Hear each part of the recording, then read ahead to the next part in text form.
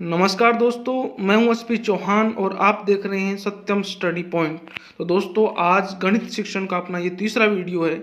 अगर आपने अभी तक 2 वीडियो नहीं देखे हैं तो आप इस वीडियो की डिस्क्रिप्शन में जाके उन दोनों वीडियो को देख सकते हैं। तो आज का वीडियो शुरू करते हैं।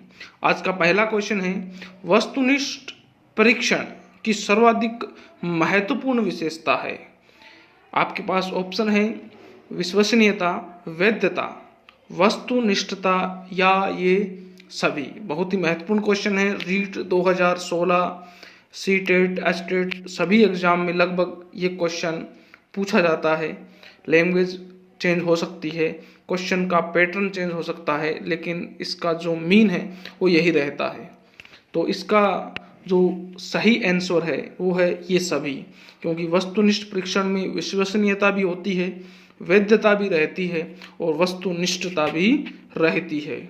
अगला क्वेश्चन, मूल्यांकन का निकटतम संबंध होता है विषय वस्तु से, मूल्यांकन प्रविधियों से, उद्देश्यों से या सीखने की क्रिया से। तो इसका जो सही आंसर है वो है सी, उद्देश्यों से। मूल्यांकन का निकटतम संबंध सबसे उद्देश्यों से होता है। अगर उद्देश्य पूरे नहीं हुए तो उस मूल्यांकन का कोई अर्थ नहीं है।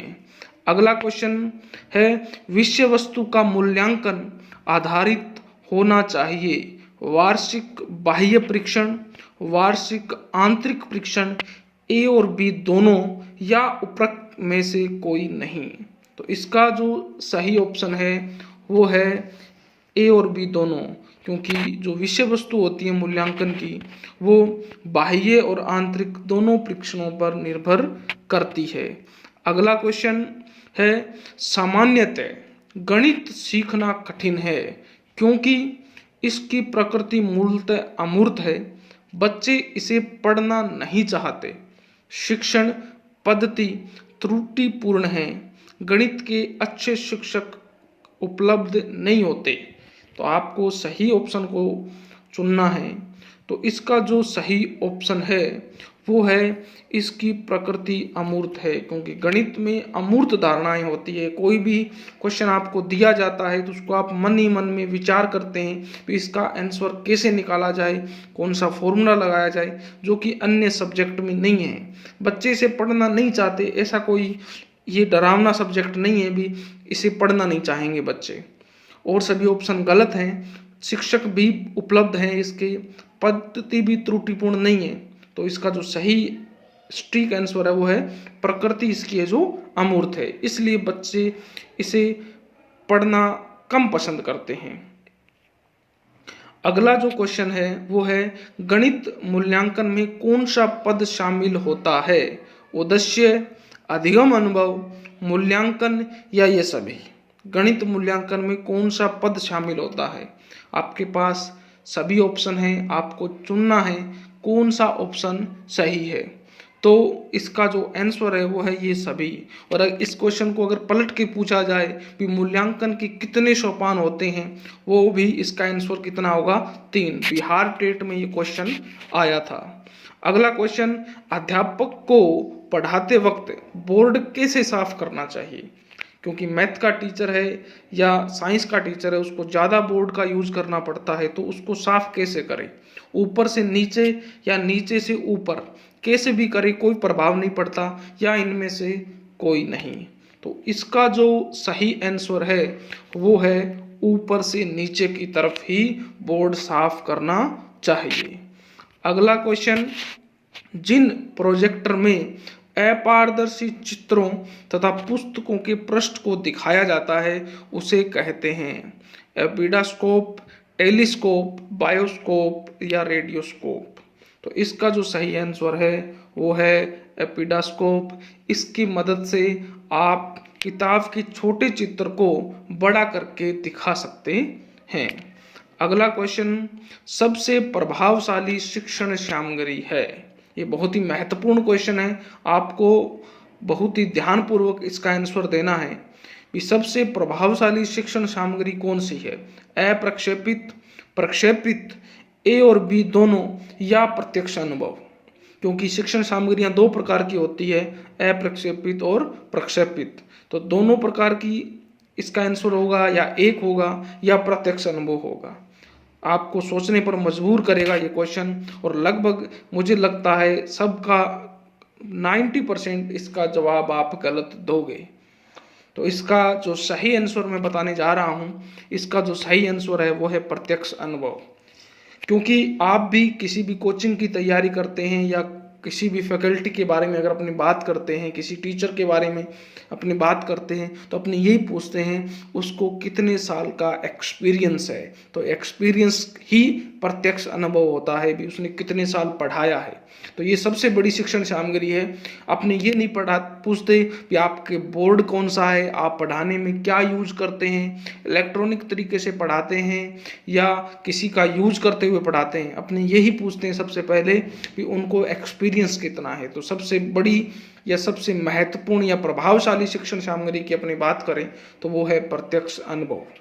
अगला क्वेश्चन, उपलब्धि परीक्षण एवं नैदानिक परीक्षण में अंतर है। उद्देश्यों का, प्रकृति का, कठिनाई का या कोई नहीं।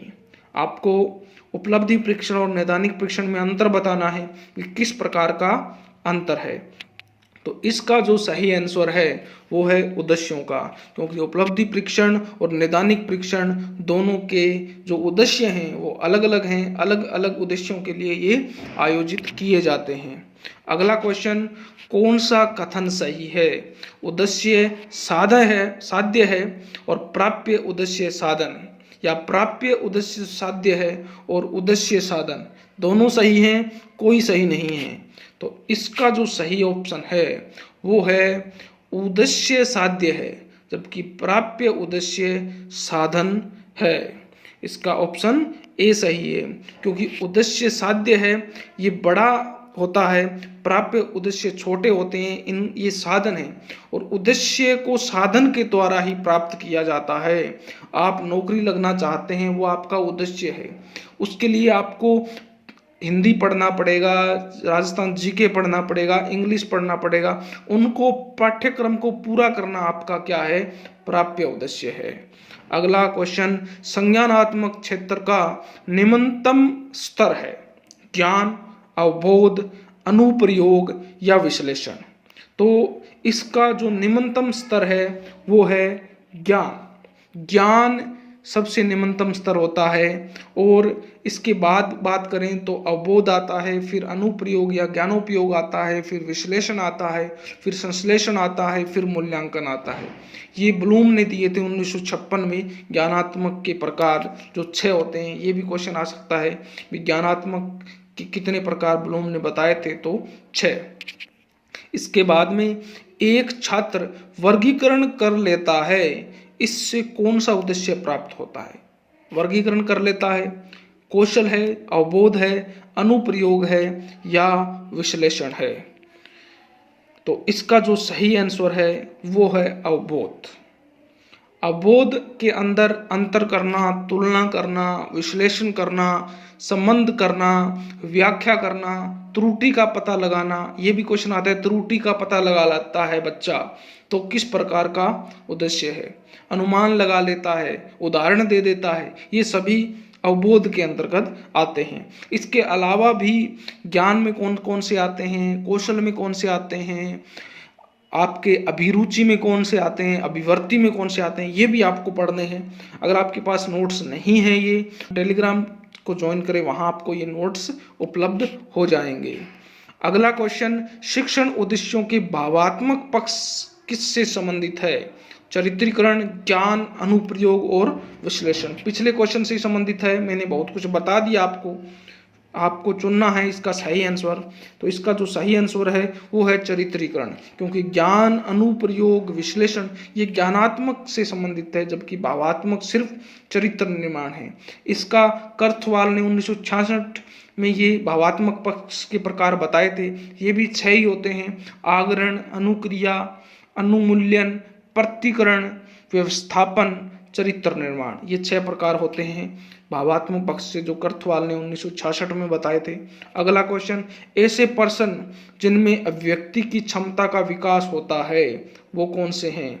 आपको आंसर देना है वस्तुनिष्ठ, सत्य असत्य वाले पर्सन, निबंधात्मक पर्सन, लघु उत्तरात्मक पर्सन। आपको सही ऑप्शन को चुनना है। तो इसका जो सही आंसर है वो है निबंधात्मक। निबंधात्मक पर्सन में आप अपनी अभिव्यक्ति को खुलकर बता सकते हैं। किसी भी क्वेश्चन के बारे में जो भी पूछा हो आप अनेक अपने शब्दों से बता सकते हैं। जबकि वस्तुनिष्ठ में आपको सिर्फ जो ऑप्शन दिए हुए हैं उन्हीं में से ऑप्शन को चुनना होता है, आप अभिव्यक्ति को जाहिर नहीं कर सकते। सत्य और असत्य में या तो आपको सत्य पर टिक लगाना होता है या असत्य पर। लघु उत्तर में भी आपकी सीमाएं निश्चित रहती है। इसके बाद में अगला जो क्वेश्चन है, प्रकृति में विद्यमान विभिन्न समस्याओं के प्रति छात्रों का रुझान होना चाहिए, संवेदनशील, निराशावादी, विमुखी या इनमें से कोई नहीं। प्रकृति में विद्यमान विभिन्न समस्याएं हैं तो उनके प्रति छात्र को संवेदनशील रहना चाहिए। अगला जो क्वेश्चन है वो आपके लिए है। आपको इस क्वेश्चन पर मनन करके, चिंतन करके कमेंट बॉक्स में इसका आंसर देना है। क्रियात्मक या मनोशारीरिक शिक्षण उद्देश्य किसने दिए थे? ब्लूम ने, कर्थवाल ने, सिम्पसन ने या इनमें से कोई नहीं? अगर इनमें से कोई नहीं आपका उत्तर है तो वो किसने दिए थे वो भी नाम आपको लिखना है। ओके दोस्तों, जुड़े रहे हमारे साथ। अभी तक अगर आपने चैनल को सब्सक्राइब नहीं किया है तो अभी सब्सक्राइब करें। अन्य चैनल पर वीडियो आपको उपलब्ध होते रहेंगे और नोट्स PDF के लिए आप हमारे टेलीग्राम ग्रुप को ज्वाइन करें। और अगर डेली करंट अफेयर के क्वेश्चन कैप्सूल्स के लिए आपको हमारे FB पेज को ज्वाइन करना पड़ेगा। ओके दोस्तों, फिर मिलते हैं एक वीडियो के साथ। जय हिंद, जय भारत।